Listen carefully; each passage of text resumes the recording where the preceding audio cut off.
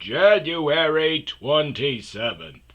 The Great Notify War of 2026 rages on. After a brief ceasefire, shots were fired from Josh the Texan this morning.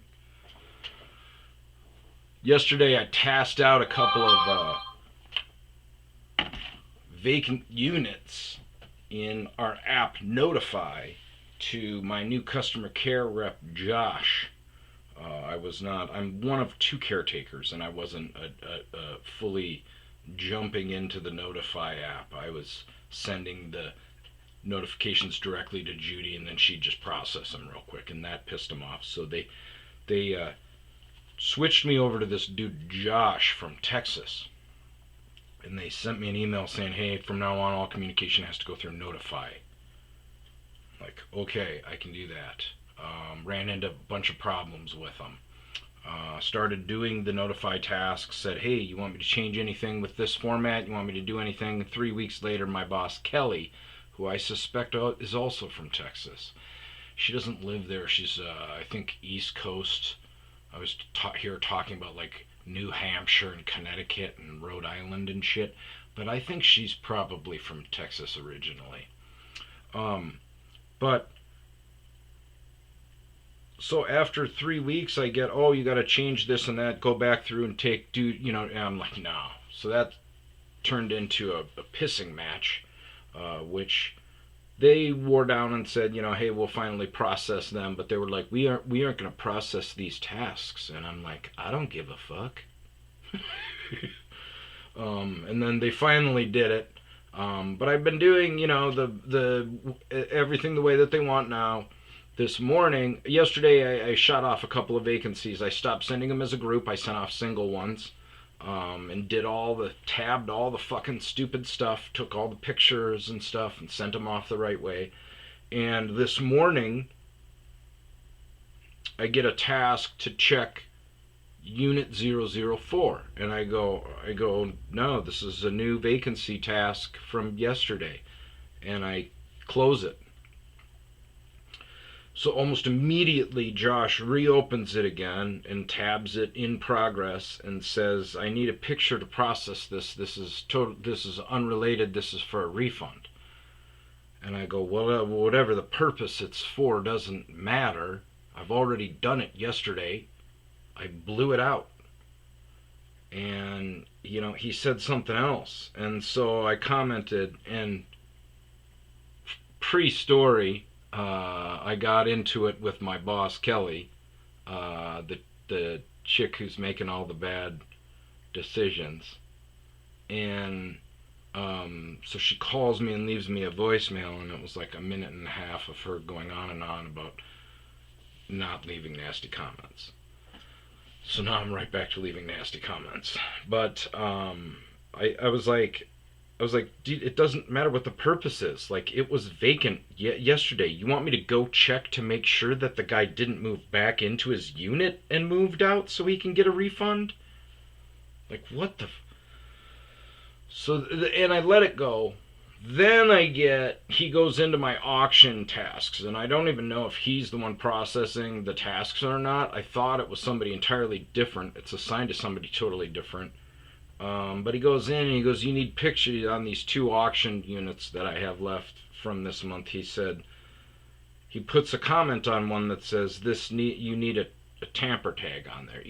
My first picture out of all my auctions is always an overview of the open unit, the unit number, and the tamper tag on there. It's got all the information on there. That's the way that I've been doing it for 3 months. So he comments on one of my tasks, and he says, you need a picture of the tamper tag can't be processed until, can't be closed. This task can't be closed until. And I go, yeah, it's right there. It's the very first picture. And I know that they probably changed their policy or something like that, and he's trying to find an error that I've made because he makes a lot of mistakes. He constantly tells me to check stuff at the different locations. Doesn't know the numbers as intimately as Judy does. And I don't care, whatever. It's no big deal. But now that we're getting into it, I'm going to point your shit out to you. So I think what he was thinking is he's going to go in and make sure that I got all my shit done. And I got my shit straight. as far as what they have communicated to me. Now, I know that there's a policy change and that's what he's getting at, but I'm going to kind of push him into a corner where I can exasperate things and antagonize it. Okay? Because if I get fired, which would be an extreme reaction for me pushing their buttons, guess what? I got what I deserved, unfortunately. So I'm antagonizing my bosses and these idiots in Texas. And I go, nope, it's right there. I go, 01, I said the number. I go, it's right there in the first one. I go, take a break if you're making all these, a bunch of mistakes right away in the morning.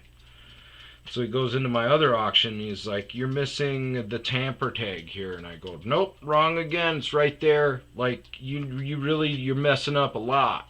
Just, go take a breather. And then I put, actually that second time I put use your words. If there's something wrong, if you guys have changed the way that you want me to do things, you need to tell me. I'm not a mind reader. The tag number is there. If there's something that you want changed from the way that I've been doing it the last 3 to 4 months, it needs to be told to me. I'm not a mind reader. That's what my comment was. And so then I went back to the original vacancy, and because he doubled down on that when he was like, no, this is totally different. This is regarding a refund. And I go, so just checking, you want me to double verify the unit that I already blew out 14 hours ago. And so I'm awaiting a phone call from Kelly, about the comments, so I can just go off on her, and I'm hoping it's during the podcast so you guys can all hear about firsthand about how obstinate I am. But these fucking idiots. So our owners thought it was a good idea to phase out all the employees we have in California, Arizona, and put all of our eggs in the Texas basket. Okay? So we are going to make sure all of our employees are from Texas. Okay? And Texans are tougher than shit. Okay? But like any, ethnicity or area of people that are, tough as shit, they're also dumber than snot. That's why you hear a lot of like, hey, Clem, I ain't real smart, but smoking a hand-rolled doobie next to an open container of gasoline ain't the best idea, is it?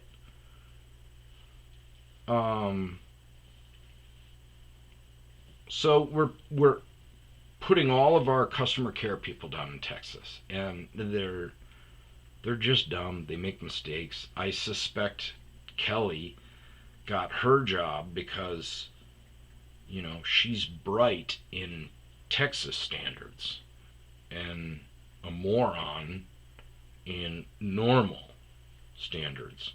So Adam says, well, Kelly, you're king shit of Turd Mountain here, and I'm gonna hook my trailer up to you.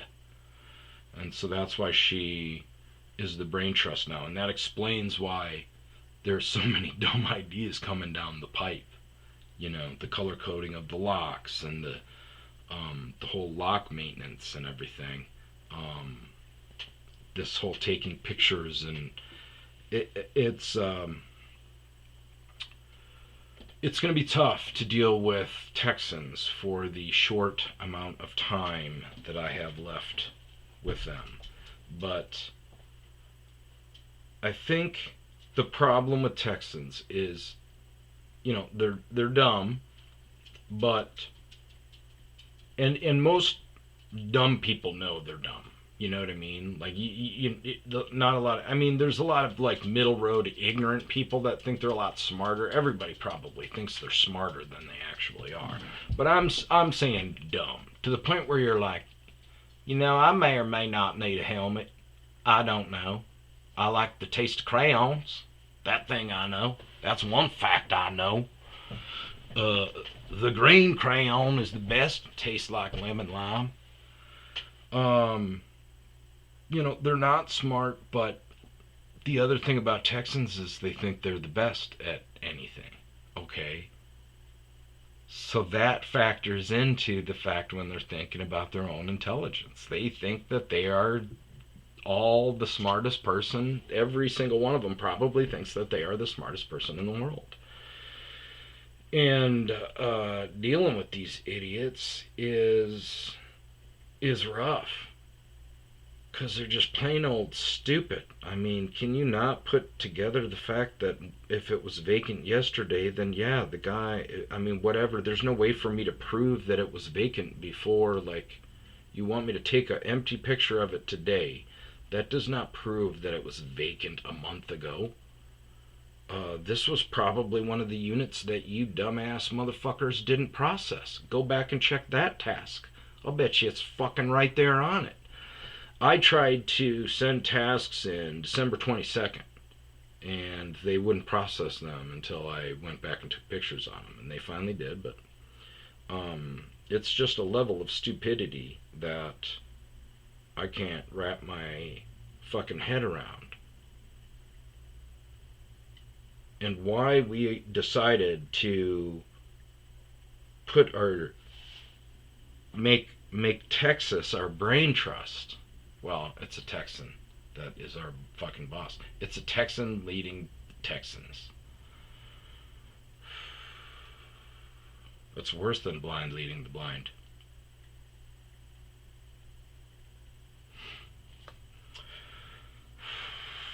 So all the talk about this VA nurse reminded me of when the Rona shut down, when they did the Rona thing to us. I went and volunteered at the VA hospital to disinfect it after hours. It was a great job for me because I didn't have to talk to people. I could get stoned, listen to my music, and wipe the hospital down. Side note, while I was there, everybody in my back home kept telling me about how much of a hot zone we were in. And I'm like, no, I guarantee you we are not. I ride my bike past 2 hospitals, and I work in a hospital. And they're like, no, you guys are getting killed right now. And I go, dude, the 2 hospitals I drive by are completely fucking empty. My hospital is completely fucking empty. Doctors and nurses aren't coming in. Patients are being seen via remote. There's no one there. There's a top level for Corona patients, but I don't see nurses that are weary. I don't see them crying. I don't see patients trying to get in. I do not see siblings trying to get in. I don't see siblings parked outside in the parking lot mad because they can't see their dying loved one. I do not see sympathy videos online saying, oh, woe is me, my grandma is right out in this hallway and she's not being seen. She's gonna die of a respiratory thing. There weren't any of those videos.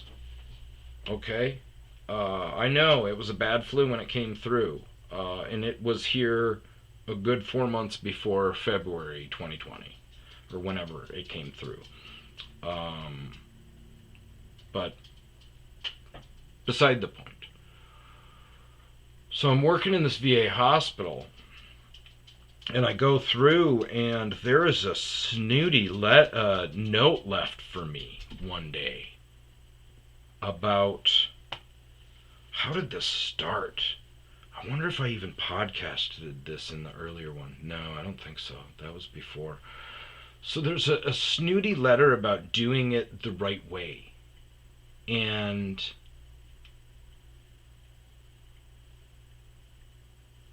I think I purposely didn't do it the right way. Oh, she wanted me to put the bag down and like tie it off in the trash basket or in the waste basket or something like that. Or like tie the slack off or something like that.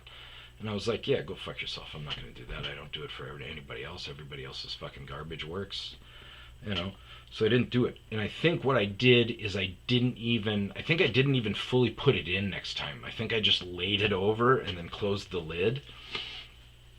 And then that's what started it. She started leaving me snooty letters that said, capital letters, garbage man. Do your job. How hard is it to be a garbage man? How hard is it to take out garbage? Now, mind you, my job was sanitation, but it was also disinfecting. So, like, we disinfected the whole lab, did everything. But she saw me as a lowly garbage man. So, garbage man, how hard is it to do your job? Da da da da da. And it was this whole letter. So I think I started leaving her letters then also that were bad because I knew who she was. I'm a veteran. I'm in there. I was in that. Like, I knew exactly who she was. She doesn't know me from fucking Adam. So we get into it and we start trading nasty stuff. And I know what I'm going to do. I'm going to use all these pictures and everything. What I was going through was I just started to get fucked over on my disability thing. And I had some weird idea that, you know what? I'm going to use this as leverage to talk to somebody and go, fuck this. Maybe I'm going to fucking sue your ass, or maybe I'm going to make a national deal out of this, or maybe I'm going to fucking make this story viral. Can you help with my disability? Which wouldn't have been a good idea, admittedly. But I do have the idea that I'm going to use this to either get her fired or do something. So I am framing it very professionally. She is coming back at me just totally inappropriate. So, like, she's calling me garbage man, and then I'm responding with, a note that says, dear sir or ma'am. I know it's this black chick with short hair. She wears a skull, like an African skull cap. So I'm guessing she's, pretty militant minority views. But I said, dear sir or ma'am. I think it was like something like I go through and disinfect and ready for the new staff coming in, and 3 different wings. I can't personally adapt each office to how each person wants it. I've got to get through a certain amount in a certain time, something like that. And I forgot what I did to push her button at the end, but it was something again to set her off. And I, of course, did not put the fucking garbage bag in the trash can. Again, I just laid it over it. Then it got really bad, so she came back at me really bad. And then I finally left a note because I had talked to the other nurses, the other nurses I was cool with. So I got information about her. She did something. I heard her talking about a TBI. And my final note, it said, you've been totally disrespectful this whole time. Just because you're a head nurse that nobody likes doesn't make you better or worse than me. I'm a Navy veteran, and I actually have a real TBI that gives me real symptoms. So you should stop blaming your horrible behavior on a fake disability. I fucking knew that would set her the fuck off. And the day before that, I went to my boss and I go, hey man, just to give you a heads up, I'm getting all these really nasty letters from this nurse. And I tried to be respectful, and she's just kind of personally attacking me. You know me, man, I don't give a shit, but I want you to know about it in case, she keeps flipping out. Honestly, she should be seen this as irrational behavior for somebody that's supposed to be helping people. And so then I left with the really nasty note because I knew she would flip out. And so then my boss called me and he's like, yeah, I gotta transfer you. And I was like, why? And he's like, oh, this chick's having problems. And I'm like, wait, so that's their answer to it? I mean, the people above her need to know what she's like. And he's like, oh, they'll know. And he transferred me. And I don't think they did know. I sent,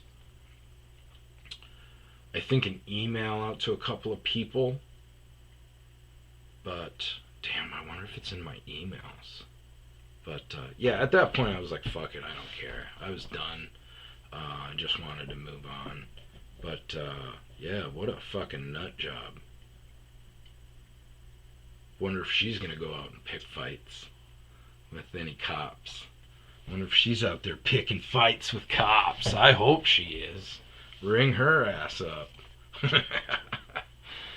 Alright, on that note, I vented, and now I'm gonna go work for these stupid fucking Texans.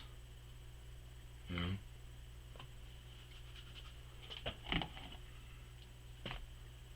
Peace out.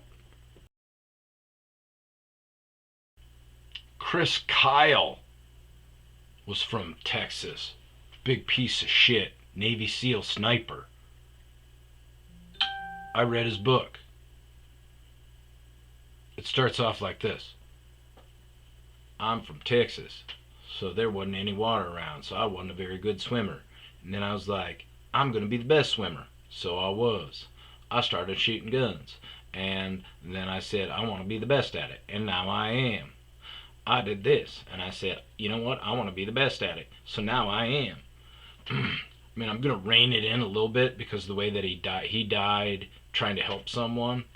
You know, knowing that he lied so much in his book, I wonder what that other dude's defense was. He was probably crazy. But either way, Chris Lyle was a renowned sniper, Navy SEAL, that wrote this book, and they made a movie about him, but then they found out that all this other stuff was bullshit. I mean, I could tell right away when I started reading the book of the way that he wrote it. I was like, this is a fucking severe narcissist, right? And so I kind of discredited it, but I kept reading it, and this motherfucker cocks off about, he tries to say that during the Hurricane Katrina riots, he stayed on top of the Superdome and picked off looters. Just killed them. Kill shots. He says that in his book. So, piece of shit. And Texas is best and brightest. George W. Bush. Guy was a fucking genius in Texas. Take him out of Texas, and he's, you know, I'll be on the job. 267. 26? 6 days out of the 7. I mean, he seems like I can't even do a George W. impersonation because, like, I start creeping into Biden. Even he seems smarter than Biden. But, you know, George W. is a great dude. Fucking smart. Again, smart for Texan.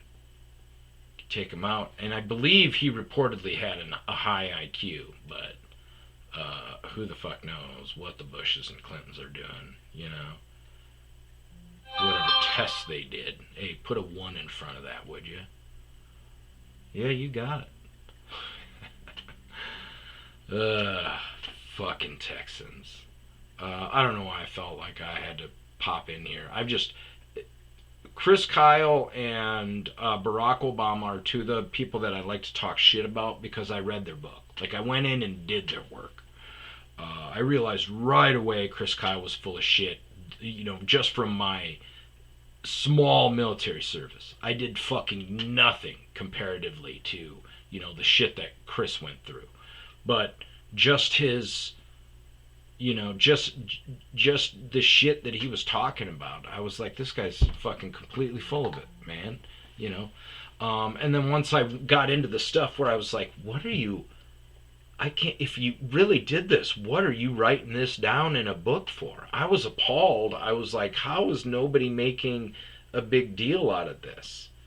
He's obviously lying about it, but just the fact that you said that you went on top of the Superdome and picked off rioters as they were looting stores. Okay, well, cool. You fucking lunatic. Um, yeah, fucking nut jobs. And then Obama, I read his book. I studied political science when I was a kid. I'm sure I've talked about this in my podcast before this. Um, and did I talk about this in my other podcast? But I realized the other day that all of the jobs that I absolutely despise right now and have zero respect for, um, I wanted to be at some point when I was a kid. I wanted to be a teacher. I wanted to be a cop. I wanted to be a lawyer. I wanted to be a politician. I went out to summer school at Stanford when I was a kid. I was very bright. A teacher took me aside and said, "Hey, you really want to make a difference?" I said, "Yes, I do." He said, "Do not get into politics." It crushed my dreams. But then once I understood the political system, it made sense. The minute that you get elected to any position, whether it be president, governor, senator, district comptroller, you do fundraising.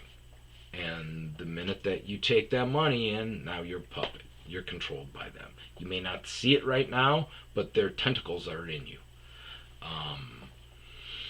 And that was the advice that this professor gave me. He was like, if you really want to make a difference, you can't make it from inside politics. The whole system is fucked. And that was in 1994. And so I've been following politics. So I know firsthand every single politician just cares about keeping his seat or making money. That's the only thing they care about. They don't care about their constituents. They don't care about you. They are living in multi-million-dollar mansions. They have 3 or 4 houses. They vacation Martha's Vineyard with each other. So knowing that the system is fucked, I watched it and paid attention to it. So that's why this whole thing right now is so frustrating for me, because I'm like, it's always been the same. It's always been the same. Everything's always been the same. Politics has always been the same. They've been stealing for us for fucking forever. Trump came in and showed us that they were stealing, and we don't care. The weaponization of the media has been so powerful. People that didn't care about politics don't even talk to family members anymore because they voted for our president. My best friend from high school, we actually just started talking through TikTok, I think. But we haven't spoken for 5 years. He said, fuck you if you voted for Trump. I don't want to talk to you. I don't want to fucking... I was like, okay, that's me. I'll see myself out. We've been fucking solid since we were kids. And I studied political science. You were a fucking musician out in California that didn't give a shit about politics at all. Now all of a sudden you think Trump is worse than Hitler? No. No. So that's why this whole thing has been frustrating for me, because it's the same shit. They've been stealing from us. They're friends. They're fucking glad handing each other. They go, "Oh, we'll do this bill and you vote for that. We'll do this and that. Hey, blah, blah, blah." I honestly think Donald Trump, Hillary Clinton was set up. I think they all sat down and had a dinner and they were like, "Man, Donald, you could get that nod. If you went Republican, you could get that nod and run against Hillary." And I think once he got a taste for it, he said, "Yeah, I could win this. And I'm going to win the whole fucking thing and make some changes because all of this is fucked." I mean, you can be in it to realize that it's fucked. I was hanging out in Omaha. I was hanging out with fucking a lot of money. Politicians' kids and stuff. And seeing how they roll. And I hated it. it was so fake. Everything was fake. They were just, everybody was using everybody else. And I knew what they were using me for. I was a bartender and had fucking, I could walk into any club, the back door of any club in Omaha, and had pull there, and was popular and good looking dude that knew everybody. So yeah, let's get him into your your little entourage. I'm like, fuck, these guys pay for my drinks all night. Fuck it, I love it. But yeah, just horrible, horrible people. And that's every single politician, except for one guy who's the most evil person since Hitler. But we won't go down that road. But yeah, both of them, Barack and Chris Kyle, were both guys that I admired from afar, and I was like, yeah, I want to read this dude's book. Studying political science and studying politics, I never wanted to vote for somebody because I knew it was status quo no matter who you got in, Democrat or Republican. All that would matter was, some judges' seats.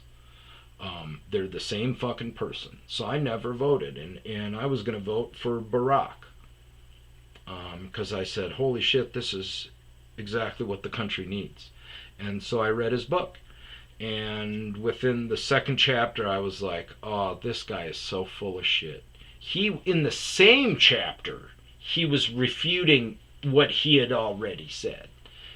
And it's funny because once you realize that, then you start looking at him through that lens of realism, and you're like, dude, Barack was the epitome of a fucking politician. He would never answer any question definitively. It was always a fucking wraparound.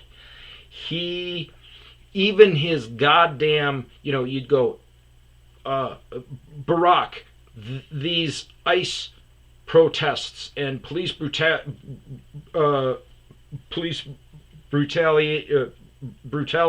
is what do you think about this?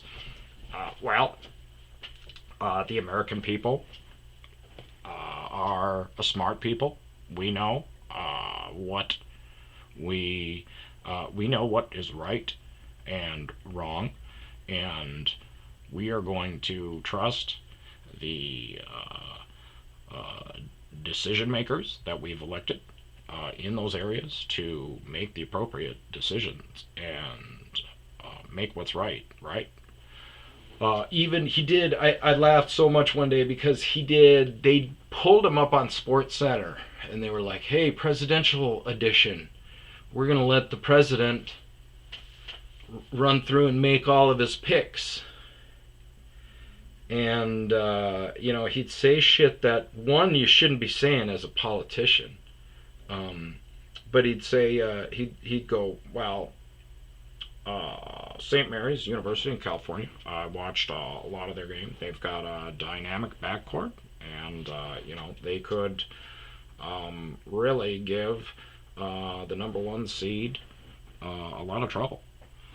And then he'd move on to the next one, and it was funny because he never really actually made any picks. He just talked about them. He waffled. He played both sides, and that's what his book was. The very first chapter, he was talking about stuff, and then he would, a couple of pages later, he's talking about the exact opposite. He starts off and he's like, says something about affirmative action, how he always thought that the best man should get the job without color, and then like the page later he's like, obviously as a member of the minority, I understand that we need a leg up and an advantage to get into these situations, blah blah blah. It was like, dude, fucking what are you doing? Make a decision, bro.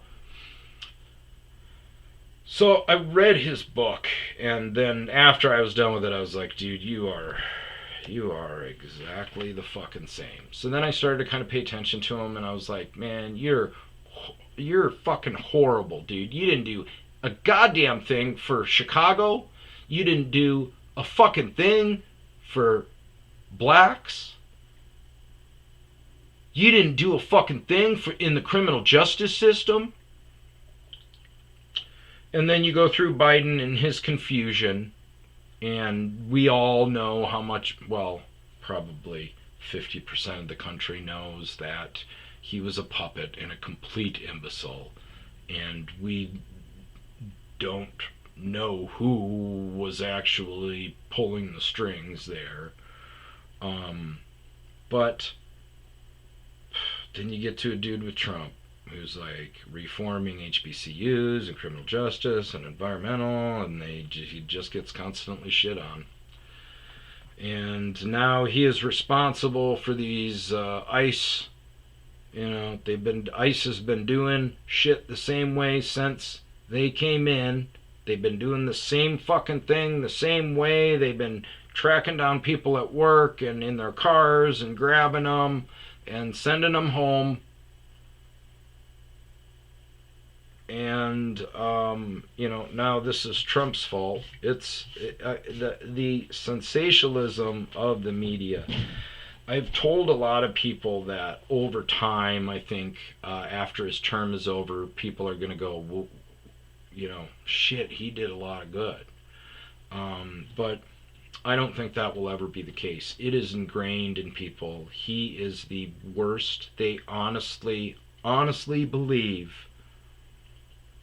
that he is a worse politician than Hitler. You always see it. You always see him being compared to it and everything. And they talk about this, white power thing just because he's white, even though he's on record of doing so many things for minorities.